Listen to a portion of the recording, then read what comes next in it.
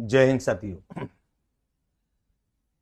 गणित शिक्षण शास्त्र हम लोग प्रारंभ कर रहे हैं और बहुत एक सरलतम तरीके से बड़े एक कंफर्टेबल तरीके से हम लोग शिक्षण शास्त्र को जानेंगे गणित के।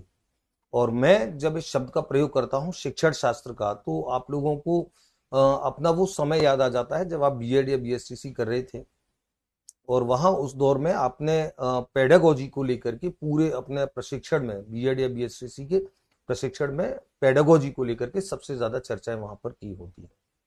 तो बहुत सारी बातें हम वहां से जोड़ेंगे और मैं बिल्कुल सभी वीडियोस को नवीनतम तौर से मैं रिकॉर्ड इसलिए कर रहा हूं कि हम लोग कुछ नई और कुछ ऐसी बातों का समावेश भी कर सके जो हाल ही में परीक्षाओं में कहीं प्रश्नों के रूप में आई है और वहां पे आपकी समझ बहुत ज्यादा अच्छे तरीके से विकसित हो।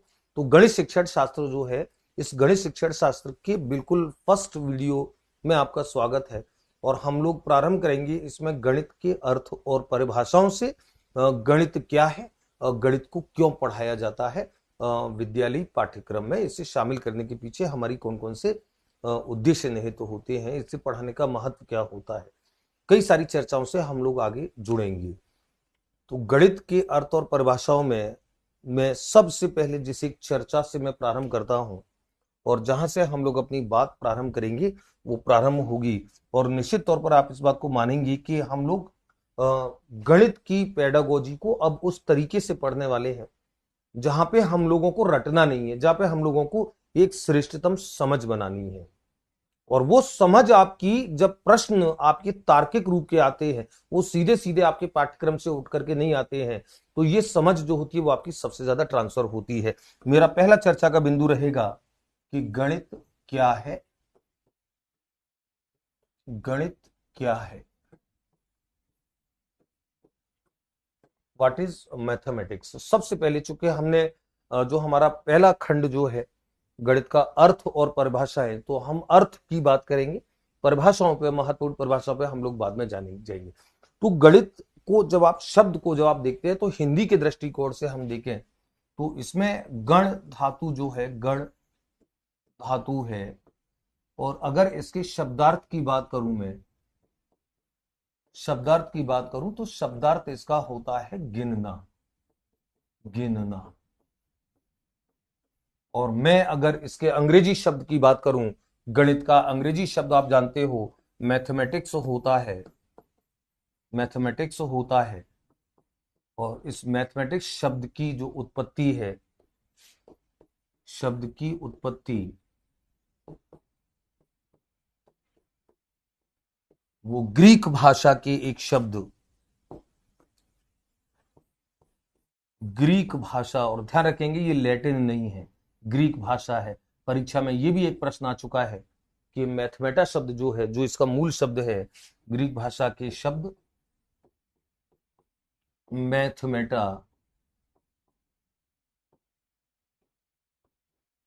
मैथमेटा से हुई है।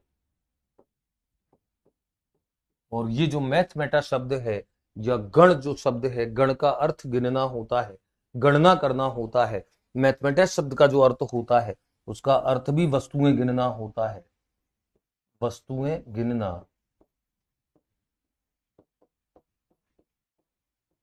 वस्तुएं गिनना। तो मैथमेटिक्स जो है, गणित जो है, वो अगर हम सामान्य अर्थ में लें, मैं अभी दो परिप्रेक्ष्यों की बात करूंगा, सामान्य परिप्रेक्ष्य, एक व्यापक परिप्रेक्ष्य और एक संकीर्ण परिप्रेक्ष्य, संकीर्ण पर संकुचित परिप्रेक्ष्य। मैं अभी फिलहाल संकुचित परिप्रेक्ष्य में हूं जहां पे हम केवल शब्दार्थ की बात कर रहे हैं। गणित शब्द जो है, मैथमेटिक्स शब्द जो है, उसके शब्दार्थ चाहे हिंदी में देखेंगे आप चाहे अंग्रेजी में देखेंगे, जो ग्रीक भाषा के मूल शब्द मैथमेटा से उत्पन्न है, तो इनका अर्थ होता है वस्तुएं गिनना। तो क्या गणित को वस्तुएं गिनना यानी कि गणनाओं की प्रधानता वाला विषय माना जाए? निश्चित तौर पर। संकीर्ण अर्थ की बात करता हूं, हम दो अर्थों में हम बात करेंगे, संकीर्ण यानी कि संकुचित अर्थ, नैरो सेंस में,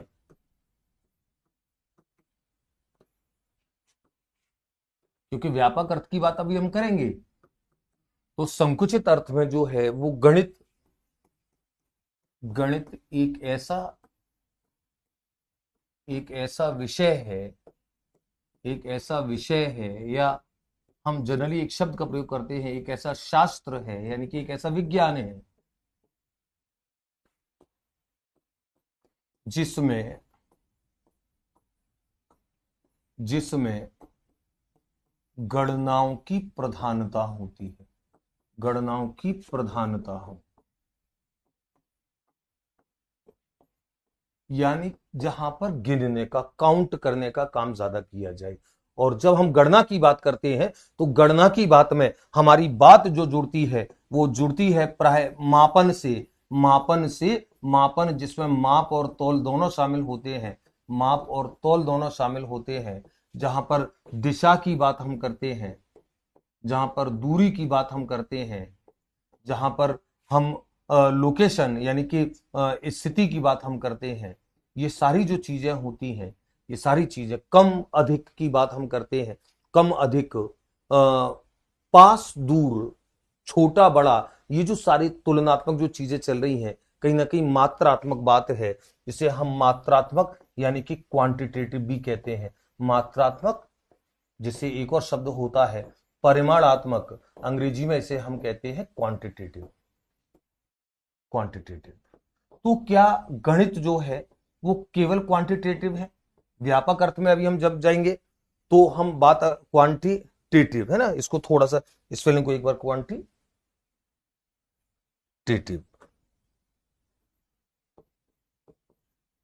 तो हम जब अभी व्यापक अर्थ में जाएंगे तब हम विस्तार से इस पर हम चर्चा करेंगे।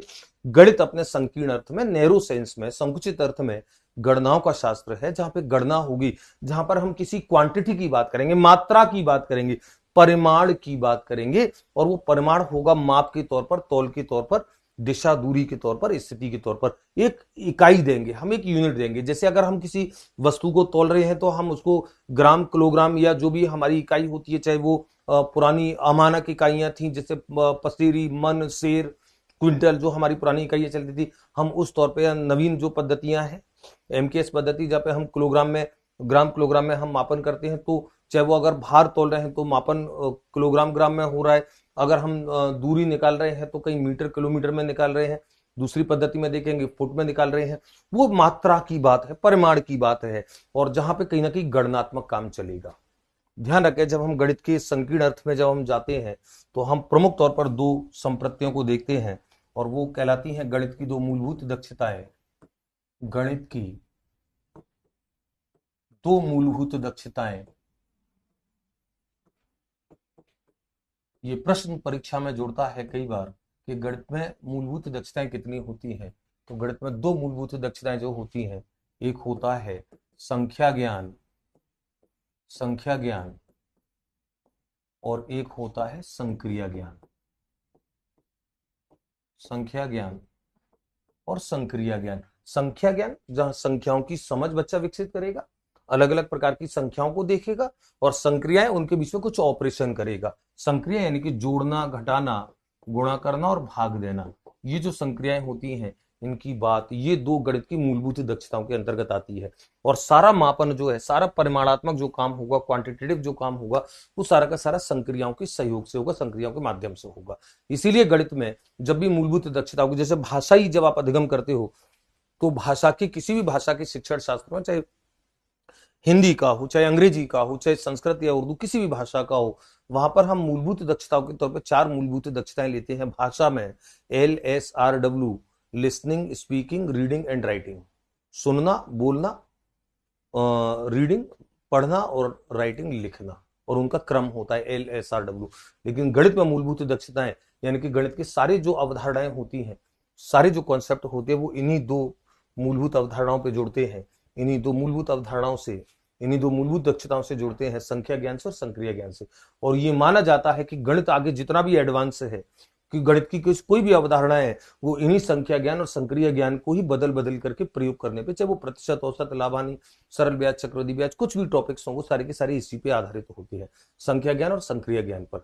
तो गणित को जब आप संकुचित अर्थ में देख रहे हैं, नैरो सेंस में देख रहे हैं, तो गणित गणनाओं का विज्ञान है, गणनाओं का शास्त्र है, माप का, तौल का, दिशा का, दूरी का। आप देखें छोटे बच्चे के साथ जब आप बात करते हैं गणित में, सबसे बड़ी बात ये होती है कि ये जो गणित होता है, यहाँ पर बच्चे की गणित की जो समझ है, वो गणित की समझ आपके पास कक्षा 1 में जब आता है बच्चा, उस समय विकसित नहीं होती है, उससे पहले विकसित हो चुकी होती है। नई शिक्षा नीति 2020 की मैं अगर बात करूं तो 2020 की शिक्षा नीति में चूंकि अब पूर्व प्राथमिक 1 से PP1 से कक्षाएं प्रारंभ होगी, जब 4 स्टेज वहां बताई गई है राष्ट्रीय शिक्षा नीति 2020 में। फाउंडेशनल स्टेज जो 3 वर्ष से लेकर 8 वर्ष तक का है, फाउंडेशनल स्टेज, उसके बाद प्रिपरेटरी स्टेज जो 8 से 11 वर्ष का है, जिसमें कक्षा 3, 4, 5 3 कक्षाएं हैं, 5+3+3+4 के ढांचे की बात मैं कर रहा हूं। आपको पता है एनईपी 2020 में, एनईपी 2020 में मैं एक संदर्भ आपको जोड़ रहा हूं, एनईपी 2020 राष्ट्रीय शिक्षा नीति 2020 में जो आपका 5+3+3+4 का जो ढांचा है, 5+3, ये 5, ये 3, ये 3 और ये 4, 5+3+3+4, ये जो ढांचा आपका है 5+3+3+4 का, इस पर जो सबसे पहला जो स्तर आता है फाउंडेशन स्तर, फाउंडेशन जो 3 वर्ष से लेकर के 8 वर्ष तक का है, और इसमें कक्षा आती है PP1 यानी कि पूर्व प्राथमिक 1 से लेकर के क्लास 1 और 2, कक्षा 1 और 2, और ये 8 से 11 वर्ष होता है। कक्षा आती है, क्लास आती है इसमें 3 से लेकर के 5th क्लास तक, और तीसरा जो होता है ये प्रिपरेटरी, ये फाउंडेशनल है, ये प्रिपरेटरी है, ये 3 का मिडिल है, ये 3 का मिडिल है, और ये 4 का सेकेंडरी स्टेज है, सेकेंडरी स्टेज है। सबके आयु वर्ग हमने राष्ट्रीय शिक्षा नीति में पढ़ रखे हैं, ये 11 से 14 वर्ष का होता है, और ये 14 से 18 वर्ष का हो, 14 से 18 वर्ष, कक्षा 9 से 12, और ये कक्षा 6 से 8। तो मैं बात कर रहा हूं, मेरा जो गणित को लेकर के संदर्भ है 3 से लेकर के 8 वर्ष तक का। अब आपके पास विद्यालय में जो बच्चा आएगा वो पूर्व PP1 यानी कि पूर्व प्राथमिक, प्री प्राइमरी 1 का 3 वर्ष का बच्चा होगा, PP1 में आपके पास आएगा। उसके बाद 4 वर्ष का हो जाएगा PP2 में, पूर्व प्राथमिक 2 में पहुंच जाएगा।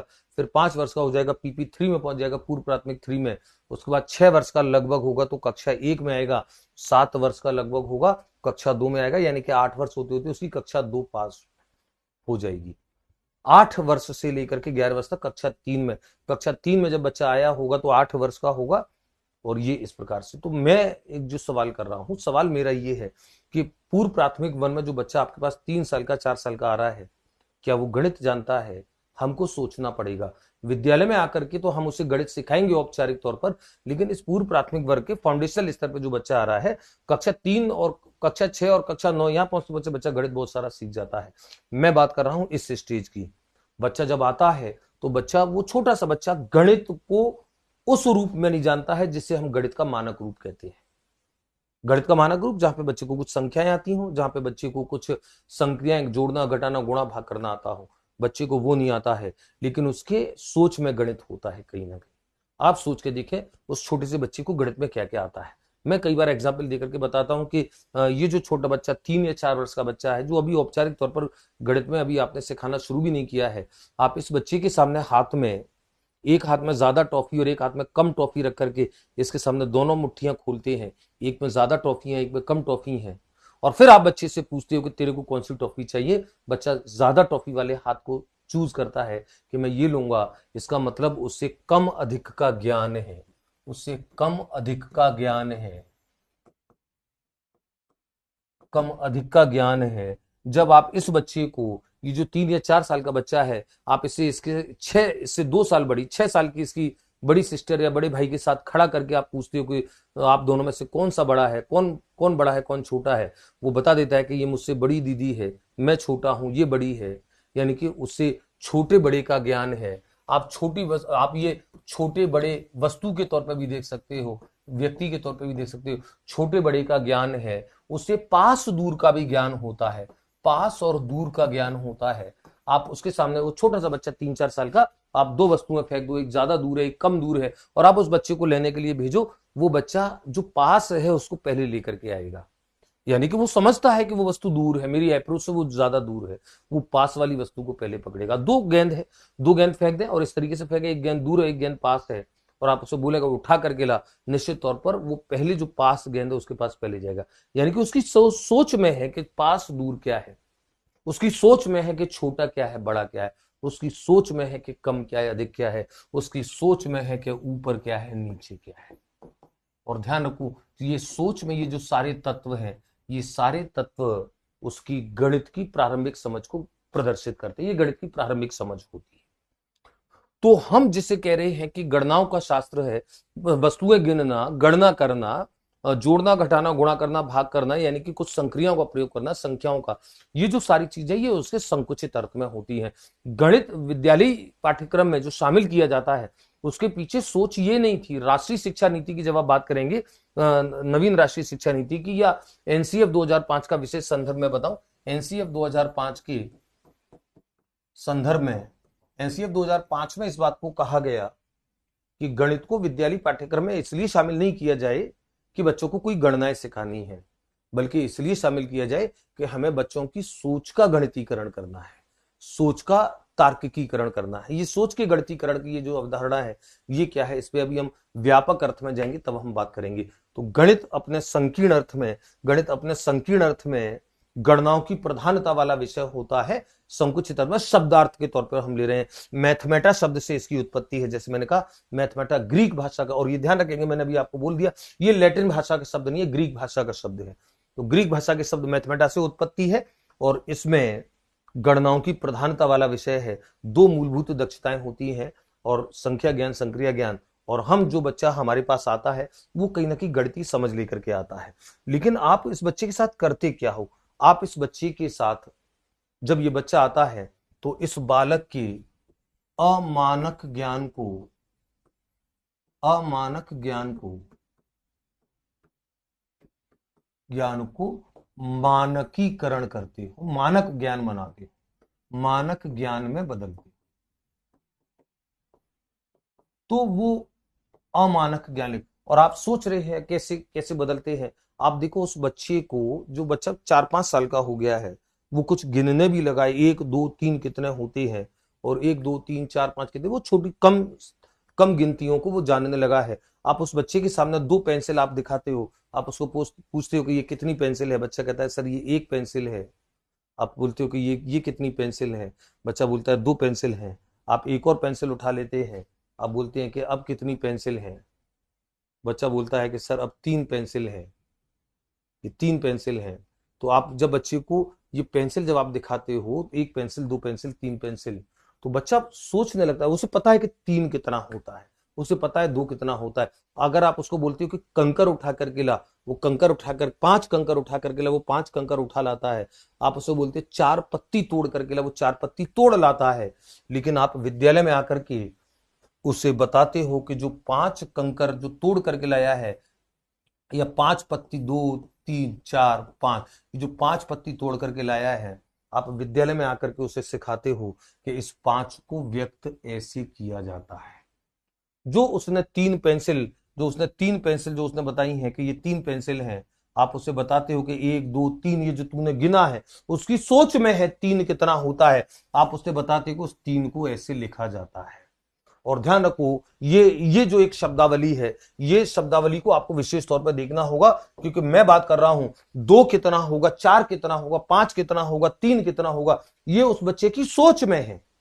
वो जानता है कि 4 5 3 कितना होता है। आप विद्यालय में आकर के उसे लिखना सिखाते हो। इसीलिए ध्यान रखो, ये जो होता है और ये जो उसकी सोच में जो होता है, ये सोच जो होती है ये अमूर्त होती है, ये उसके दिमाग में है कि कितना है, और ये जो होता है ये आप उसका मूर्त रूप देते हो। आप उसे बताते हो कि ऐसे लिखा जाएगा। इनको हम संख्यांक बोलते हैं। ये संख्यांक है, ये संख्यांक है। और ध्यान रखो, जो अमूर्त है, जो उसकी सोच में, वो संख्या है।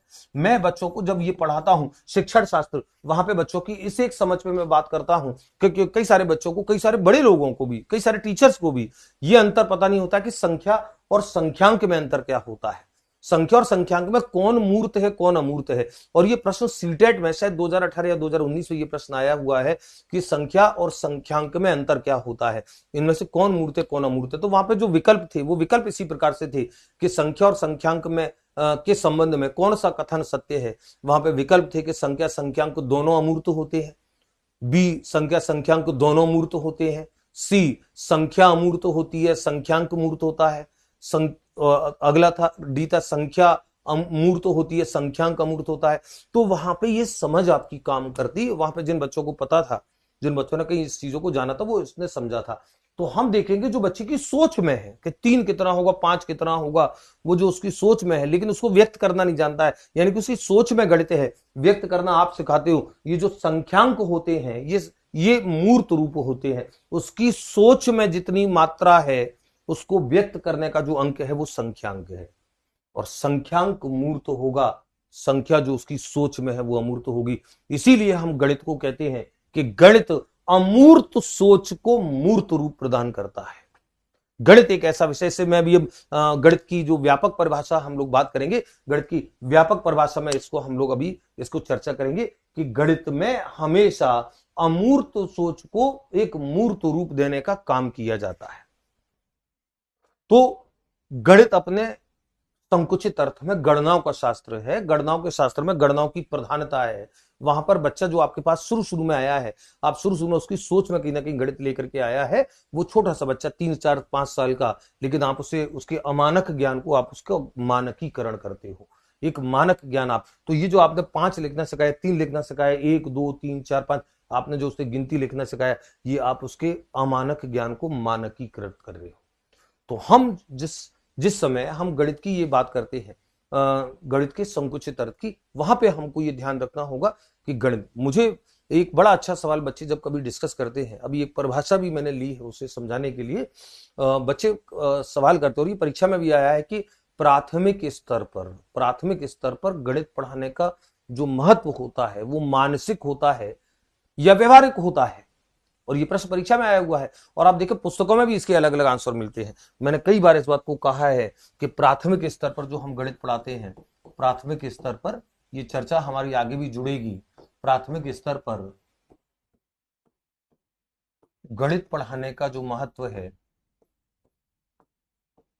गणित पढ़ाने का जो महत्व है वो मानसिक होता है, मानसिक होता है, ध्यान रखो, व्यवहारिक नहीं होता है। प्राथमिक स्तर पर, उच्च प्राथमिक स्तर पर व्यवहारिक होता है।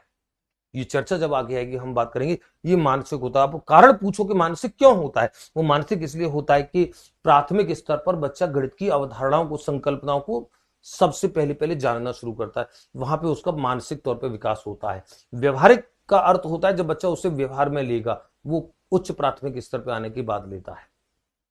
तो अमूर्त सोच को मूर्त सोच में बदलने का काम गणित करता है। गणित जो है, गणित अमूर्त का मूर्त में अभिव्यक्तिकरण करता है, अभिव्यक्तिकरण करता है, अभिव्यक्तिकरण करता है उसकी अमूर्त सोच में। और ध्यान रखें, सोच में गणित होता है। मैं पिछले वीडियोस में भी आपने कभी देखा होगा, मैंने कभी ये एग्जाम्पल मैंने दिए हैं कि गणित को केवल जो गणित औपचारिक तौर पे पढ़ रहा है उसी को गणित का ज्ञान नहीं है, सोच में गणित उसके भी होता है जिसने गणित को औपचारिक तौर पर नहीं पढ़ा होता है। तो मैं उदाहरण देता हूं, एक जैसे एक गृहिणी है, एक महिला है जो अपने घर में 4-5 लोगों का भोजन बनाती है प्राय रोज, और 4-5 लोगों के भोजन बनाने के लिए उसे जो मसाले चाहिए होते हैं, उसे जो जो सामग्री चाहिए होती है, वो अनुमान से निकाल करके वो डालती है सब्जी में, और उसकी सब्जी टेस्टी बनती है। एक दिन उसके घर में 4-5 गेस्ट और आ जाते हैं, 8-10 लोग उसके सदस्य हो जाते हैं। उन 8-10 लोगों का भोजन बनाने के लिए वो कोई तराजू या वो लेकर के नहीं आती है कोई उपकरण, जिससे उसे ये गणना करनी हो कि 5 आदमियों के लिए इतना नमक लिया था तो 9 के लिए कितना लेना है, 5 आदमियों के लिए इतना तेल लिया था तो 9 के लिए कितना तेल लेना है, 5 आदमियों के लिए इतनी मिर्च, इतने धनिया, इतनी हल्दी, इतना अदरक ये लिया तो 9 के लिए, ऐसा कुछ तौल नहीं करती है, वो अपने अनुमान से निकाल करके डाल देती है। उसे आइडिया रहता है कि कितने लोगों के लिए कितना, ये उसकी सोच में गणित है। एक ड्राइवर जो होता है, अशिक्षित ड्राइवर जो होता है, उस अशिक्षित ड्राइवर को वो जब गाड़ी चला रहा है, हाईवे पर गाड़ी चला रहा है, सामने से एक गाड़ी आ रही है, उसे इधर से एक गाड़ी ओवरटेक करनी है, लेकिन सामने से एक गाड़ी आ रही है। वो ड्राइवर पढ़ा लिखा नहीं है, उसने गणित की गणनाएं नहीं सीखी हैं, औपचारिक तौर पर वो इस गाड़ी को जब ओवरटेक करेगा और सामने से एक गाड़ी आ रही है, तो वो ये चेक करता है, वो ये तुरंत गणना करता है दिमाग में कि सामने से जो गाड़ी आ रही है और ये जो ट्रक जा रहा है और मुझे क्रॉस करना है, तो क्या इतना गैप यहां पर बचेगा कि मेरी गाड़ी निकल जाएगी। वो इतनी तीव्र गणना करता है कि उस गणना को करके तुरंत ये अनुमान लगा लेता है कि उसकी गाड़ी निकल जाएगी या नहीं निकल जाएगी। तो जैसे ही उसे ये प्रतीत होता है, गणना उसकी बोलती है कि नहीं गाड़ी नहीं निकल पाएगी, एक्सीडेंट होने के चांस हैं, उसका पैर ब्रेक पे पड़ जाता है। और अगर उसे लगता है कि नहीं गाड़ी निकल सकती है, गैप इतना है, उसके आने का समय इतना लगेगा कि मैं आराम से इतनी देर में निकल जाऊंगा, जैसे ही वो इस निर्णय पे पहुंचता है, अपनी गाड़ी का एक्सीलेटर, फिर ब्रेक नहीं दबाता, फिर वो एक्सीलेटर दबाता है तेजी से निकालने के लिए, और वो गाड़ी निकाल लेता है। जिसकी गणना चूक जाती है वो एक्सीडेंट।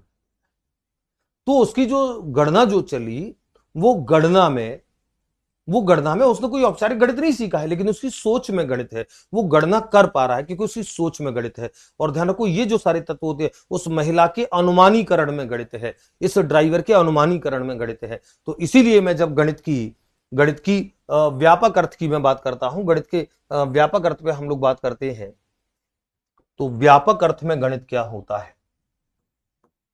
व्यापक अर्थ में गणित,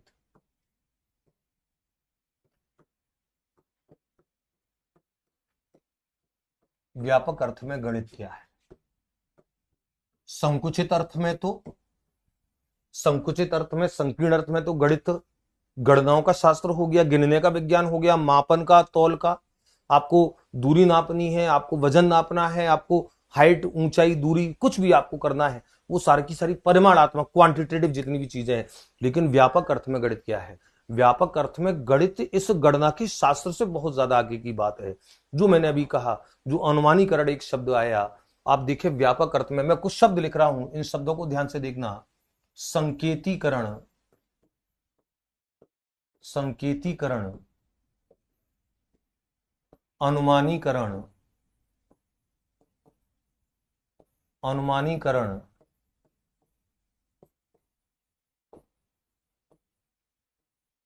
अमूर्त चिंतन, तार्किकीकरण,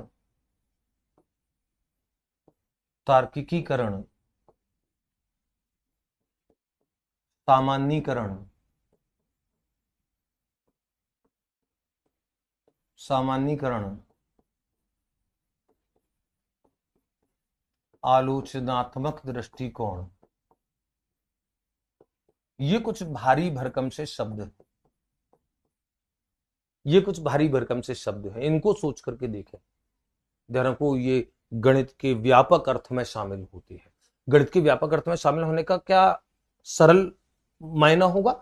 सरल मायना ये होगा कि गणित को जो पाठ्यक्रम में शामिल किया गया, वो इसलिए शामिल किया गया कि गणित बालकों के अंदर इन सारी विशेषताओं का, वो गणना तो सीखेगा, वो तो संकुचित अर्थ में गणनाओं का शास्त्र है, लेकिन ध्यान रखो गणित के विद्यालय पाठ्यक्रम में रखे जाने के पीछे जो निहित उद्देश्य था, जो मैं अभी एनसीएफ की बात कर रहा था, उस बात को मैं अभी आगे जोड़ूंगा कि बालक संकेतीकरण सीखता है, अनुमानीकरण सीखता है, अमूर्त चिंतन यानी कि उन चीजों के बारे में सोच पाता है जो व्यवहारिक तौर पर, प्रत्यक्ष तौर पर उसके सामने नहीं है, वो अमूर्त चिंतन कर पाता है बच्चा। बच्चा तार्किकीकरण, तर्क कर पाता है, क्यों उसके चिंतन में क्यों शामिल होता है। सामान्यीकरण, जनरलाइजेशन कर पाता है बच्चा। आलोचनात्मक दृष्टिकोण यानी कि गुण दोष के सापेक्ष बच्चा सोच पाता है। ये गणित को शामिल करने के जो व्यापक अर्थ में जो संदर्भ है, और इसीलिए एनसीएफ 2005 की, अब मैं इस बात को जोड़ूं कि एनसीएफ 2005 ने इस बात को कहा कि एनसीएफ 2005 ने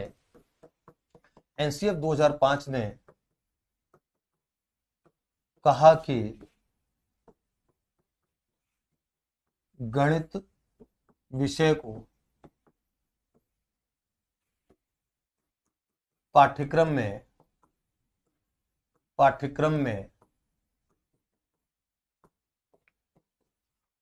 इसलिए शामिल किया जाए, कि यह बालकों की सोच का, बालकों की सोच का, और ये मैं अंडरलाइन कर रहा हूं, सोच का गणितीयकरण, गणितीयकरण यानी कि तार्किकीकरण करता है।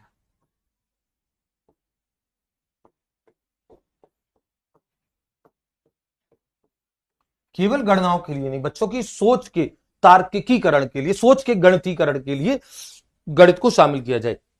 और आप देखें, हर शिक्षाविद ने, हर गणितज्ञ ने इस बात को कहा कि प्रारंभिक शिक्षा के सार्वभौमिकरण या माध्यमिक शिक्षा के सार्वभौमिकरण, प्रारंभिक शिक्षा के या माध्यमिक शिक्षा के, प्रारंभिक या माध्यमिक, क्योंकि अलग अलग स्टेज पे ये अलग अलग चरणों को प्राप्त करने का लक्ष्य है। माध्यमिक शिक्षा की सार्वभौमिकरण के, सार्वभौमिकरण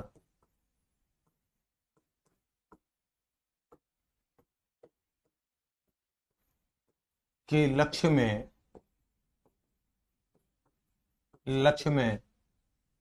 गणित को, गणित को अनिवार्य रूप से, अनिवार्य रूप से विद्यालयी पाठ्यक्रम का, विद्यालयी पाठ्यक्रम का अंग बनाया जाए, विद्यालयी पाठ्यक्रम का अंग बनाया जाए, ये कहा, ये कहा शिक्षाविदों ने, शिक्षाविदों ने और गणितज्ञों ने इस बात को कहा, शिक्षाविदों ने, गणितज्ञों ने, सब ने इस बात को एक मत से कहा कि विद्यालयी पाठ्यक्रम में गणित एक अनिवार्य विषय के तौर पर हो, गणित एक अनिवार्य विषय के तौर पर हो, क्योंकि वो बच्चों की सोच का तार्किकीकरण करेगा, बच्चों की सोच का गणितीयकरण करेगा।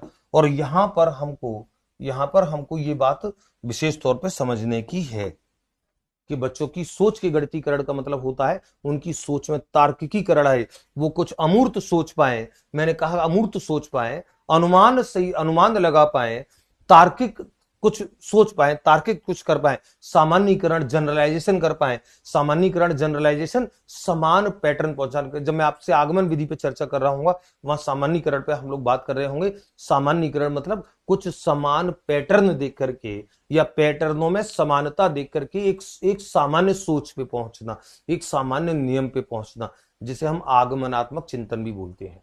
मैं गणित की प्रकृति के अंदर भी कुछ बिंदु ऐसे लूंगा। तो व्यापक अर्थ में गणित जो है वो ये सब करने की प्रक्रिया होती है, बालकों की सोच में तार्किकीकरण, संकेतीकरण, अनुमानीकरण, अमूर्त चिंतन, जनरलाइजेशन, आलोचनात्मक दृष्टिकोण, ये सब बच्चे के दिमाग में ये उत्पन्न हो। और आप ये देखें कि किसी भी ऐसे बच्चे को आप कभी जज करके देखना, जिस बच्चे का गणित बहुत अच्छा हो, निश्चित तौर पर वो बाकी बच्चों की तुलना में ज्यादा तार्किक होगा। ये बिल्कुल सत्य बात है। तो संकीर्ण अर्थ में गणित क्या है, संकीर्ण अर्थ में गणित क्या है, व्यापक अर्थ में गणित क्या है? व्यापक अर्थ में गणित को हम इन सारे संदर्भों के तौर पर देखते हैं। एनसीएफ 2005 ने भी यही कहा, शिक्षाविदों ने भी इसी बात को कहा। और यह शिक्षाविदों का जब नाम आया है तो मुझे एक बड़े अच्छे शिक्षाविद का नाम याद आ जाता है, बर्ट्रैंड रसेल का। बर्ट्रैंड रसेल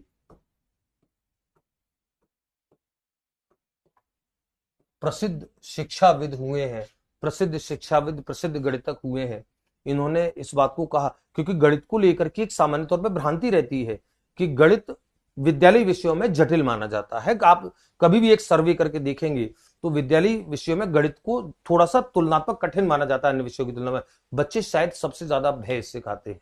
बर्ट्रैंड रसेल ने an introduction to mathematical philosophy, उस पुस्तक में बर्ट्रैंड रसेल ने इस बात को कहा, तीन थ्योरी उन्होंने दी, और वो तीन थ्योरी जो तीन सामान्य बातें थी, वो तीन थ्योरी में उन्होंने इस बात को कहा कि प्रत्येक बच्चा गणित सीख सकता है, प्रत्येक बालक, प्रत्येक बालक गणित सीख सकता है,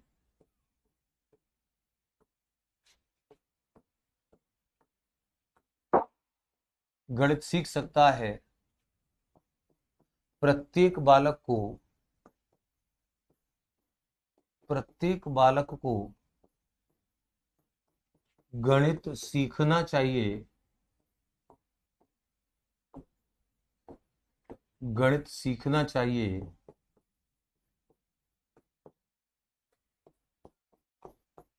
और गणित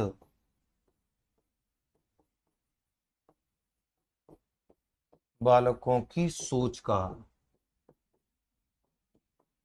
का तार्किकीकरण करता है।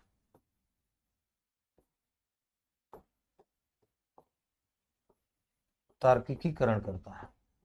ये तीन साधारण से वाक्य, लेकिन इनका बड़ा अपना महत्व है कि प्रत्येक बच्चा गणित सीख सकता है। इसका मतलब क्या है, प्रत्येक बालक गणित सीख सकता है? इसका अर्थ सरल भाषा में यह है कि गणित को, जैसे ये माना जाता है गणित कठिन है, तो क्या गणित सीखने में कठिन है? क्या गणित को यह माना जाए कि इससे सामान्य तौर पर हर बालक नहीं सीख सकता? क्या इसके अंदर कोई ऐसे तत्व है? तो नहीं, ऐसा नहीं है। बालक अन्य विद्यालय विषयों की तरह हर बालक, प्रत्येक बालक गणित सीख सकता है। तो प्रत्येक बालक जो कुछ और सीख सकता है, वो प्रत्येक बालक गणित भी सीख सकता है, दृढ़ता से सीख सकता है। प्रत्येक बालक को गणित सीखना चाहिए।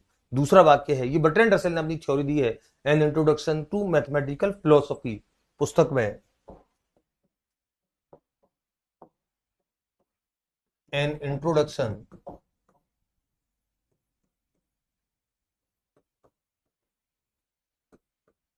टू मैथमेटिकल फिलोसफी, यही है शायद पुस्तक का नाम, शायद, क्या मुझे याद है, यही है। तो an introduction to mathematical philosophy, उस पुस्तक में इन्होंने बर्ट्रैंड रसेल बहुत महान विचारक, दार्शनिक, गणितज्ञ रहे हैं, शिक्षाविद रहे हैं। और बर्ट्रैंड रसेल ने अपनी थ्योरी में इस बात को कहा कि हर बच्चा गणित सीख सकता है, हर बच्चे को गणित सीखना चाहिए, और इसलिए कि गणित जो है बालकों की सोच का तार्किकीकरण करता है। तो हम जब गणित पढ़ाते हैं, परीक्षा में जब सवाल जोड़ते हैं, तो गणित के इस बात पे प्रश्न एक बनता है कि गणित को विद्यालय पाठ्यक्रम में क्यों शामिल किया जाए। क्यों शामिल किया जाए में आपको ये सारे के सारे बिंदु, जो बिंदु मैंने आपको लिखा है अभी, ये सारे के सारे बिंदु कहीं ना कहीं परीक्षा में विकल्पों से टच होते हैं। ये समझ आपकी बनना जरूरी होती है। और आपको ये अच्छे से पता है कि मैं हमेशा बच्चों की समझ विकसित करने में, मैं हमेशा बच्चों को मना करता हूं कि रटना नहीं है, याद नहीं करना है। मेरा पढ़ाई हुआ कभी याद आपको करना ही नहीं है, करना भी नहीं पड़ेगा। हमेशा उसको सुनो, अच्छे से समझो, और जब आप अच्छे से सुनते हो, समझते हो, फिर वो सारी बातें आपको निश्चित तौर पर आपको अच्छे से दिमाग में रख जाती हैं। फिर जब परीक्षा में कई सवाल जोड़ता है, तो आप आराम से, दृढ़ता से, मजबूती से आप उसका जवाब दे पाने में सक्षम होते हो। तो गणित को क्यों शामिल किया जाए? क्योंकि गणित बालक में, क्या विकल्प में होकर गणित बालक को गणना करना सिखाएगा, इसलिए पहाड़े याद करना सिखाएगा, जोड़ना घटाना सिखाएगा, इसलिए शामिल किया जाए? नहीं, गणित को इसलिए शामिल नहीं किया जाएगा। गणित को इसलिए शामिल किया जाएगा कि गणित इतने सारे व्यापक, क्योंकि हम जब गणित को क्यों शामिल किया जाए, वहां पर हम संकीर्ण अर्थ को नहीं लेंगे प्रश्न में, वहां पर हम व्यापक अर्थ को लेंगे, व्यापक परिप्रेक्ष्य को लेंगे। और अभी मैं अच्छे अच्छे कुछ गणितज्ञों की, दार्शनिकों की, विचारकों की परिभाषाएं गणित के बारे में अभी लूंगा, तो वहां पर भी आप देखेंगे, वहां पर परिभाषा में इस बात को स्पष्ट कहा गया कि गणित क्या क्या कर सकता है, गणित है क्या। तो उस पर परिभाषा पे तो हम लोग बाद में जाएंगे। गणित को संकीर्ण अर्थ, गणित को व्यापक अर्थ, दोनों परिप्रेक्ष्य में आपको देखना पड़ेगा। तो गणित संकीर्ण अर्थ में गणनाओं का शास्त्र है, गण धातु है, मैथमेटिक्स शब्द है, और मैथमेटिक्स का जो ग्रीक मूल शब्द है मैथमेटा, उस मैथमेटा का अर्थ ही होता है वस्तुएं गिनना। इसका मतलब गणित ऐसा शास्त्र है, ऐसा विज्ञान है जिसमें गिनने की, गणनाओं की प्रधानता है, जिसमें संख्या ज्ञान है, जिसमें संक्रिया ज्ञान है। लेकिन ये गणित का व्यापक अर्थ नहीं है, ये गणित का संकीर्ण अर्थ है। हम जब व्यापक परिप्रेक्ष्य में देखते हैं, तो गणित बालकों के सोच के गणितीकरण करने में, बालकों में अनुमानीकरण, संकेतीकरण, तार्किकीकरण, अमूर्त चिंतन, सामान्यीकरण, आलोचनात्मक दृष्टिकोण, इन सब का विकास करता है। ये गणित है, ये गणित का अर्थ है। तो गणित व्यापक अर्थ में क्या है, गणित संकीर्ण अर्थ में क्या है, ये सारे परिप्रेक्ष्य आपको ध्यान में रखने पड़ेंगे। गणित को लेकर के शिक्षाविदों ने क्या सलाह दी है, ये आपको ध्यान रखना पड़ेगा। बर्ट्रैंड रसेल की ये सलाह ध्यान रखनी पड़ेगी कि प्रत्येक बालक जो है वो गणित सीख सकता है, प्रत्येक बालक को गणित सीखना चाहिए। और एक बच्चा जो आपके पास पूर्व प्राथमिक में जब आ रहा है, तो पूर्व प्राथमिक कक्षा में आने के बाद वो 3 साल का है या 4 साल का है, वो आपके पास आता है, और आप ये सोच रहे कि उसको गणित बिल्कुल नहीं आता है, तो गणित उसको आता है, लेकिन वो अमानक रूप में है, वो उसकी सोच में है, और आप विद्यालय आने के बाद उसके अमानक रूप का आप मानकीकरण करते हो, यानी कि उसकी जो अमूर्त सोच में था आप उसे मूर्त रूप प्रदान करते हो। इसीलिए गणित की प्रकृति में जब आपको लिखाऊंगा वहां पे प्रकृति में एक बिंदु ही आएगा कि अमूर्त को मूर्त में अभिव्यक्त करने का शास्त्र गणित होता है। तो एक बार हम कुछ गणितज्ञों की परिभाषाएं इंपोर्टेंट जो है, एक बार उन परिभाषाओं को, प्रमुख परिभाषाओं को देख लें। ये मैंने आपके लिए बड़ी इंपोर्टेंट परिभाषाएं मैंने ली है और विशेष तौर पे आप ध्यान रखेंगे परीक्षा में काफी सारी परिभाषाएं ऐसी हैं जो सीधे सीधे परीक्षा में आई है और परीक्षा में इंपोर्टेंट तरीके से जोड़ती है। हॉगबेन की परिभाषा अनेकों परीक्षा में आ चुकी है, कई सारी परीक्षा में बड़ी मोस्ट इंपोर्टेंट परिभाषा है और मैं मोस्ट इंपोर्टेंट में आपको लगा देता हूं, जैसे ये मोस्ट इंपोर्टेंट है हॉगबेन की परिभाषा, गणित सभ्यता एवं संस्कृति का दर्पण है, अनेकों परीक्षाओं में आ चुकी है। परिभाषा में जब सवाल आते हैं तो आपको ध्यान रखने होते हैं। रोजर बेकन की ये परिभाषा मोस्ट इंपोर्टेंट, मैंने वैसे परिभाषाएं ली बड़ी इंपोर्टेंट है। ये रोजर बेकन की परिभाषा, गैलीलियो की परिभाषा तो अभी पिछली बारी परीक्षा में आई, ये मोस्ट इंपोर्टेंट है। तो हॉगबेन ने कहा कि गणित सभ्यता एवं संस्कृति का दर्पण है। आगे जब हम गणित शिक्षण शास्त्र, गणित की शिक्षण विधियां या गणित का शैक्षणिक रीति विज्ञान, ये तीनों शब्द एक ही हैं, शिक्षण विधियां, शिक्षण शास्त्र या शैक्षणिक रीति विज्ञान, कुछ भी आप कह लें, पेडागोजी कुल मिलाकर के गणित की होती है। रोजर बेकन की परिभाषा, गणित समस्त विज्ञानों का सिंह द्वार एवं कुंजी है, यानी कि जितने भी विज्ञान है उनका जो मेन एंट्रेंस है, सिंह द्वार जो है और कुंजी है, यानी कि किसी भी विज्ञान को आप बिना गणित के नहीं पढ़ सकते, ये रोजर बेकन की परिभाषा कहती है। गैलीलियो की परिभाषा बड़ी इंपॉर्टेंट है, गणित वह भाषा है जिसमें परमेश्वर ने संपूर्ण जगत या ब्रह्मांड को लिख दिया है। आप देखिए कितना व्यापक रूप दे दिया गैलीलियो ने, कितनी बड़ी बात कह दी। और आपको पता है गैलीलियो जो थे वो प्रसिद्ध खगोल शास्त्री थे, उनके, और खगोल शास्त्र बिना गणनाओं के चल नहीं सकता है। तो जो पूरा खगोल शास्त्र था वो पूरा गणनाओं पर आधारित था। उसी आधार पर गैलीलियो ने कहा कि गणित वो भाषा है जिसमें परमेश्वर ने संपूर्ण जगत या ब्रह्मांड को लिख दिया, वो गणनाओं की प्रधानता। लॉक की ये परिभाषा इंपोर्टेंट है, गणित वह मार्ग है जिसके द्वारा बालकों के मन या मस्तिष्क में तर्क करने की आदत का विकास किया जाता है। जो बात मैं अभी बोल रहा था वो लॉक ने इस बात को कहा कि बालकों, गणित केवल वो विषय नहीं है जिससे बच्चा गणनाएं सीखेगा, गणित वो विषय है जिससे बालकों के मन या मस्तिष्क में तर्क करने की आदत का विकास किया जाता है। तो बड़ी इंपॉर्टेंट परिभाषा है गैलीलियो की, रोजर बेकन की, हॉगबेन की, लॉक की। मैंने परिभाषाएं बड़ी इंपॉर्टेंट क्रम में ली हैं। ये परिभाषाएं आपको परीक्षा में बहुत ज्यादा सीधे सीधे आपके परीक्षा में कॉन्सेप्ट आपका जुड़ेगा। आगे परिभाषाएं देखें, आगे क्या परिभाषाएं हैं। कांट की परिभाषा, ये तो विज्ञान में भी आती है और गणित में भी आती है। बड़ी, विज्ञान उतना ही यथार्थ है जितना वह गणित का प्रयोग करता है, उतना ही यथार्थ है, उतना ही एक्यूरेट है जितना गणित का प्रयोग करेगा। और ध्यान रखो ये जो परिभाषा है कांट की, ये इस बात को दर्शाती है कि गणित एक्यूरेसी लाता है और जितना ज्यादा गणित का प्रयोग किया जाएगा उतनी ज्यादा एक्यूरेसी आएगी, यानी कि उतनी ही विश्वसनीयता उस विषय की, उस गणना की, उस शास्त्र की होगी। तो विज्ञान उतना ही यथार्थ है जितना वो गणित का प्रयोग करेगा। कम प्रयोग करेगा तो कम यथार्थ होगा, अधिक प्रयोग करेगा तो अधिक यथार्थ होगा। तो ये कांट की परिभाषा, ये इंपोर्टेंट। नेपोलियन की ये परिभाषा, ये बड़ी इंपोर्टेंट परिभाषा है, बहुत सारी परीक्षाओं में ये जुड़ी है कि गणित की उन्नति के साथ देश की उन्नति का घनिष्ठ संबंध होता है। यानी कि एक देश का गणित जितना रिच है वो देश उतना रिच है, वो उतनी उन्नति कर सकता है। तो उन्नति को सीधे सीधे कनेक्ट किया गणित के साथ, गणित प्रगति करेगा देश प्रगति करेगा, तो गणित की उन्नति के साथ देश की उन्नति करेगी। ये बड़ी इंपॉर्टेंट परिभाषा है।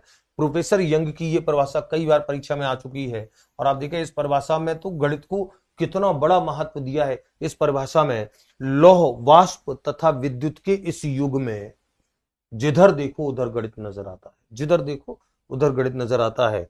यदि गणित रूपी इस रीढ़ की हड्डी को निकाल दिया जाए तो संपूर्ण भौतिक सभ्यता का अंत हो जाएगा। गणित भौतिक सभ्यता की रीढ़ है, गणित को निकाल दोगे जिधर देखो, ये जो भले लौह का, वाष्प का, विद्युत का युग है, लेकिन हर चीज गणितीय सिद्धांतों पर टिकी है। अगर आपने रीढ़ की हड्डी गणित को निकाल दिया सभ्यता अंत हो जाएगा। कितनी बड़ी एक परिभाषा प्रोफेसर यंग की, ये सारी की सारी परिभाषाएं गणित को कितना महत्वपूर्ण बनाती है। लेकिन परीक्षा के दृष्टिकोण से ये बड़ी इंपॉर्टेंट है क्योंकि परीक्षा में ये सारी की सारी परिभाषाएं आ चुकी है। एक और परिभाषा देखें आप गणित की, कुछ और परिभाषाएं। पियर्स की परिभाषा है, गणित वह विज्ञान है जिसकी सहायता से आवश्यक निष्कर्ष निकाले जाते हैं, और आवश्यक निष्कर्ष निकाले जाते हैं ये गणित की तार्किकता को दर्शाता है, क्योंकि निष्कर्ष निकालने की प्रक्रिया हमेशा तर्कों पर टिकी होती है। डटन की ये परिभाषा, ये परीक्षा में आ चुकी परिभाषा है। डटन की परिभाषा, गणित शिक्षण का वास्तविक उद्देश्य ज्ञान प्राप्त करना नहीं वरन शक्ति प्रदान करना है। और शक्ति कौन सी? मानसिक शक्ति। शक्ति कौन सी? तर्क की शक्ति। शक्ति कौन सी? चिंतन की शक्ति। गणित आपको ये शक्ति प्रदान करता है। ये डटन की परिभाषा है। प्लेटो की परिभाषा, ये भी परिभाषा इंपोर्टेंट है, ये भी परीक्षा में आ चुकी है। परिभाषा आप देखें प्लेटो की, गणित एक ऐसा विषय है जो मानसिक शक्तियों को प्रशिक्षित करने का अवसर प्रदान करता है। एक सुसुप्त आत्मा, सोई हुई आत्मा, एक सुसुप्त आत्मा में चेतना एवं नवीन जागृति उत्पन्न करने का कौशल गणित ही प्रदान करता है। जब भी आप सुसुप्त आत्मा का देखेंगे, सुसुप्त आत्मा का, आप तुरंत समझ जाना ये प्लेटो की परिभाषा है। जब भी आप लौह वाष्प विद्युत का युग देखेंगे, भौतिक सभ्यता का, आप समझ जाएंगे प्रोफेसर यंग की परिभाषा है। कुछ कनेक्टिंग वर्ड है, सभ्यता संस्कृति का दर्पण हॉगबेन आप देखेंगे, विज्ञान समस्त विज्ञानों का सिंगार पूंजी रोजर बेकन आप देखेंगे। ये आपको कनेक्ट करने के लिंक है। देश की उन्नति का संबंध गणित की उन्नति से है। नेपोलियन को आप देखेंगे तो आपको कनेक्टिंग वर्ड, परिभाषाएं रटी नहीं जाती हैं इतनी, लेकिन हाँ एक बार अच्छे से स्टडी कर ली जाती हैं, वो दिमाग में होती हैं। और मैंने आपकी इतनी परिभाषाएं नहीं है जो आपकी परीक्षा में आपके अधिकांश काम को निकाल लेंगी। कुछ और परिभाषाएं और कुछ इंपोर्टेंट परिभाषाएं। वेदांग ज्योतिष की एक परिभाषा है। वेदांग ज्योतिष, जिस रूप में आप देखिए इसमें भी गणित को कितना महिमा मंडित किया है। जिस रूप में मयूरों के यानी कि मोरों के सिर पर मुकुट शोभायमान होता है और सर्पों के सिर पर मणियां, सर्प के सिर पर मणि शोभायमान होती है, मोरों के सिर पर मुकुट शोभायमान होता है, वही सर्वोच्च स्थान वेदांग नाम से प्रसिद्ध विज्ञानों में गणित का है। तो वेदांग के जितने भी अंग हैं, जितने भी शास्त्र हैं, उन सब में गणित जो है वो मुकुट है। जैसे मोर के मुकुट होता है, जैसे सर्प के सर पे मणि होती है, वो सारे विज्ञानों के सर पे, यानी कि गणित को इतना सर्वोच्च स्थान दिया है। वेदांग ज्योतिष की परिभाषा को याद रखेंगे। मार्शल एच स्टोन की एक परिभाषा है, गणित ऐसी अमूर्त व्यवस्था का अध्ययन है जो कि अमूर्त तत्वों से मिलकर बनी है व इन तत्वों को मूर्त रूप में परिभाषित किया गया है। जो मैं बात अभी कर रहा था वो बात देखो यहां पर आई है कि एक बच्चे की सोच में अमूर्त है कि 5 कितना होता है, फिर आप उसे इन तत्वों को मूर्त रूप में परिभाषित करते हो, यानी कि उस अमूर्त सोच को आप मूर्त रूप देते हो। इसीलिए गणित अमूर्त अवधारणाओं को मूर्त रूप प्रदान करने की प्रक्रिया के तौर पर भी देखा जाता है। ये मार्शल एच स्टोन की परिभाषा है। और प्रोफेसर शुल्ट्ज की ये परिभाषा विशेष तौर पे आप याद रखेंगे, इंपोर्टेंट, क्योंकि ये परिभाषा उस प्रश्न का उत्तर है जो प्रश्न कई किताबों में गलत दिया गया है, कई कोचिंगों में गलत पढ़ाया जाता है, कई शिक्षक साथी उसे गलत बताते हैं कि प्राथमिक स्तर पर गणित का महत्व व्यवहारिक होता है। मैंने हमेशा चिल्ला चिल्ला करके कहा कि प्राथमिक स्तर पर गणित का महत्व मानसिक होता है, उच्च प्राथमिक स्तर पर व्यवहारिक होता है। प्रोफेसर शुल्ट्ज की इस परिभाषा को देखें, स्पष्ट करती है गणित की शिक्षा प्राथमिक रूप से मानसिक शक्तियों को विकसित करने के लिए दी जाती है। यानी कि प्राथमिक तौर पर गणित मानसिक शक्तियों को विकसित करने के लिए पढ़ाया जाएगा। गणित के तथ्यों का ज्ञान देना इसके बाद ही आता है। गणित के तथ्यों का ज्ञान तो आप बाद में दोगे, पहले मानसिक शक्तियों को विकसित करोगे प्राथमिक स्तर पर, प्राथमिक रूप में। यानी कि गणित का प्राथमिक स्तर पर जो महत्व होता है वो मानसिक होता है। प्रोफेसर शुल्ट्ज की ये परिभाषा है। तो ये जो परिभाषाएं हैं, ये परिभाषाएं बड़ी इंपॉर्टेंट हैं। मैं एक बार गणित के अर्थ और उस पर एक बार मैं चर्चा कर लेता हूं। गणित के अर्थ और चर्चा, ये पहला वीडियो है हमारा, और इस पहले वीडियो में जहां गणित के अर्थ और परिभाषा पे हम लोग बात कर रहे हैं, हर बात को आपको ध्यान रखनी है। मैं एक बार सारी स्लाइडों का रिवीजन कर लेता हूं। गणित क्या है, तो गणित को क्या है तो हम शब्द के तौर पर बात करेंगे तो गणित में गण धातु आती है जिसका अर्थ गिनना होता है। अंग्रेजी शब्द की बात करें मैथमेटिक्स की, तो इसकी उत्पत्ति ग्रीक भाषा के शब्द से हुई है, मैथमेटा से। ये ध्यान रखेंगे, मैथमेटा शब्द याद रखेंगे, मैथमेटा से हुई है। और इस मैथमेटा का जो अर्थ होता है वो होता है वस्तुएं गिनना। तो मैथमेटा से हुई है, ये अपने आप में एक प्रश्न है। और तो फिर इसका मतलब ये है कि जो गणित है जब मैथमेटा से बना है, वस्तुएं गिनने से बना है, तो फिर गणित में कहीं ना कहीं गिनना होगा, गणना होगी। तो संकुचित अर्थ है, ये होती है गणना, लेकिन ये संकुचित अर्थ है। हम केवल एक पहलू देख रहे हैं। गणित एक ऐसा शास्त्र है, एक ऐसा विषय है जिसमें गणनाओं की प्रधानता होती है, जिसमें मापन होता है, यानी कि माप होती है, तौल होती है, दिशा दूरी स्थिति होती है, और यानी कि जिसे मात्रात्मक या परिमाणात्मक तौर पे अभिव्यक्त किया जाता है, क्वांटिटेटिव व्यक्त किया जाता है। तो जहां क्वांटिटी है, जहां क्वांटिटी है, वहां पे मापन तौल निश्चित होंगे, वहां पे मात्रा होगी, इकाई होगी, फिर यूनिट होगी उसकी कोई ना कोई। और वो ध्यान रखो, वो जो आप कर रहे हो गणना, वही आपका गणित है। ये गणित का संकुचित अर्थ है। गणित की दो मूलभूत दक्षताएं, ये ध्यान रखेंगे, परीक्षा में सवाल के तौर पे जुड़ती है कि गणित की मूलभूत दक्षताएं क्या होती है। दो मूलभूत दक्षताएं होती है, संख्या ज्ञान और संक्रिया ज्ञान। ये ध्यान रखेंगे, दो मूलभूत दक्षताएं होती है गणित की। तो भाषा की चार होती है, LSRW। तो संख्या ज्ञान और संक्रिया ज्ञान ये गणित में प्रमुख तौर पे माना जाता है। और मैंने इसको कहा कि ये NEP का ढांचा था, राष्ट्रीय शिक्षा नीति को हम राष्ट्रीय शिक्षा नीति में पढ़ेंगे। मैंने आपको कहा कि 5+3+3+4 का जो ढांचा है नया राष्ट्रीय शिक्षा नीति 2020 का, उसमें जो पहला सबसे बॉटम स्टेज जो है वो फाउंडेशनल स्टेज है। फाउंडेशनल स्टेज का आयु वर्ग तो 3 वर्ष से 8 वर्ष तक का है। 3 वर्ष में बच्चा एडमिशन ले लेगा, पूर्व प्राथमिक 1 PP1, फिर PP2, फिर PP3, यानी कि 3 वर्ष तो 3 से 6 वर्ष तो निकलेगा पूर्व प्राथमिक में, और 7वां और 8वां वर्ष निकलेगा कक्षा 1 और 2 में।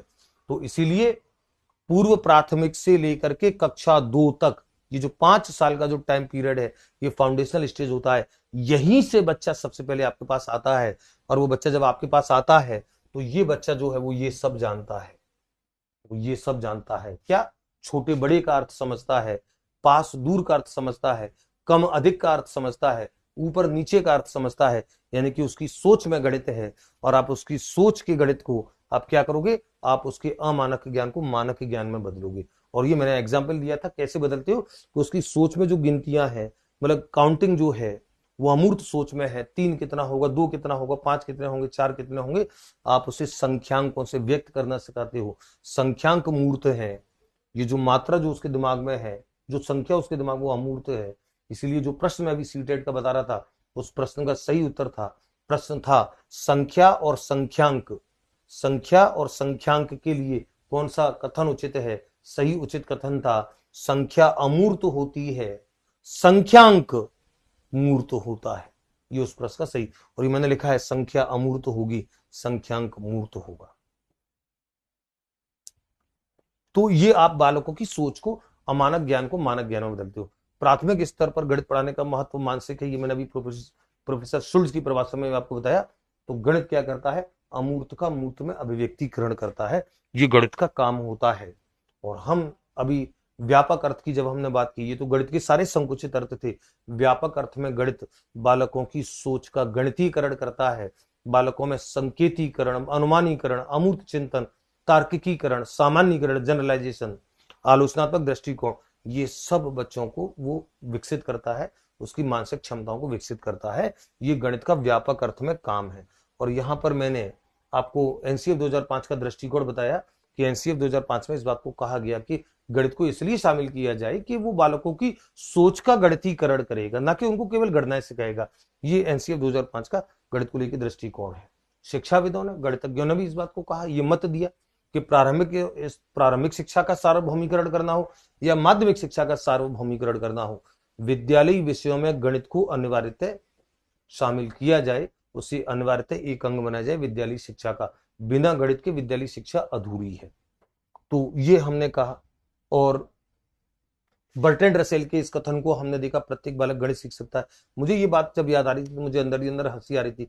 बच्चों की गणित में कमजोर रहने के कारण भी यही है, क्योंकि अब जैसे बर्ट्रैंड रसेल ने कहा कि प्रत्येक बच्चा गणित सीख सकता है, और हम देखें प्राथमिक स्तर पर जब अध्यापक गणित पढ़ाता है तो बच्चा गणित क्यों नहीं सीख पाता, बच्चे को गणित कठिन क्यों लगने लगता है? वहां से उसकी कुछ ग्रंथियां बनती हैं, वहां से उसके कुछ नैरेटिव सेट होते हैं। प्राथमिक स्तर पर गुरुजी पढ़ा रहे हैं या उच्च प्राथमिक स्तर पर पढ़ा रहे हैं, तो जब गुरुजी कई बार बच्चों के सामने सेंटेंस को दोहराते हैं कि गणित है मर जाएगा, ये गणित है इसका नाम, ढंग से पढ़ ले नहीं तो मर जाएगा, तो वहां पे बच्चा कहीं ये सोचने लगता है कि यार ये गणित कोई ऐसा विषय है जो मार देगा, क्योंकि अध्यापक गुरुजी बोल रहे हैं कि मर जाएगा, इसका नाम गणित है, ढंग से पढ़ ले। कई बार गुरुजी बोल देते कि ये हिंदी या सामाजिक नहीं है, ये गणित है, इसको पढ़ ले, मर जाएगा।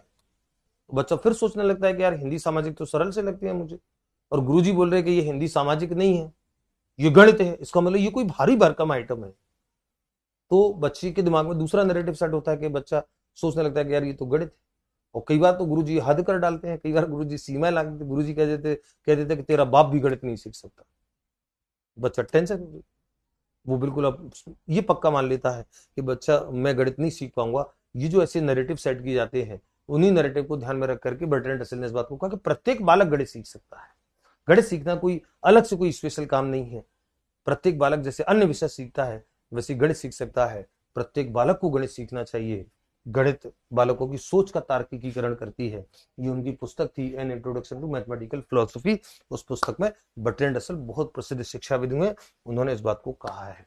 और उसके बाद हमारी गणित की ये परिभाषाएं, ये सारी महत्वपूर्ण परिभाषाएं आपको याद रखनी है। बहुत इंपॉर्टेंट परिभाषाएं हैं, इन सब परिभाषाओं को याद रखिए। तो विद्यार्थियों इस वाले अध्याय में, इस वाले टॉपिक में गणित के अर्थ और परिभाषा में इतना ही। इस वीडियो को अच्छे से देखें, इसकी प्रत्येक बात को दिमाग में रखें। और मैं फिर आपको बोल देता हूं कि रटने पर आप ध्यान नहीं, परीक्षाओं के तरीके बदलते जा रहे हैं, प्रश्नों के तरीके बदलते जा रहे हैं। मैं चाहता हूं बच्चे इस एक ग्रंथि से निकले कि उनको रटना है। इस तरीके से आपको पढ़ना पड़ेगा कि आपकी समझ बने। फिर परीक्षा में सवाल कैसा भी कहीं से भी आता है, बना करके परीक्षक अपने मन से बना करके देता है तो देने दो। आपकी समझ विकसित हो चुकी होती है, आपकी तर्क क्षमता का विकास हो चुका होता है, फिर आप उन प्रश्नों का भी सही उत्तर आप खोज पाते हो। अगले खंड में हम लोग मुलाकात करेंगे गणित पेडागोजी के, गणित शिक्षण शास्त्र के, गणित शैक्षणिक रीति विज्ञान की किसी अगले पर हम लोग मुलाकात करते हैं। अभी तो बात हमारी चलना प्रारंभ हुई है, आगे महत्वपूर्ण बातों का सिलसिला हमारा बढ़ता जाएगा। हम मुलाकात करेंगे। जय हिंद, जय भारत।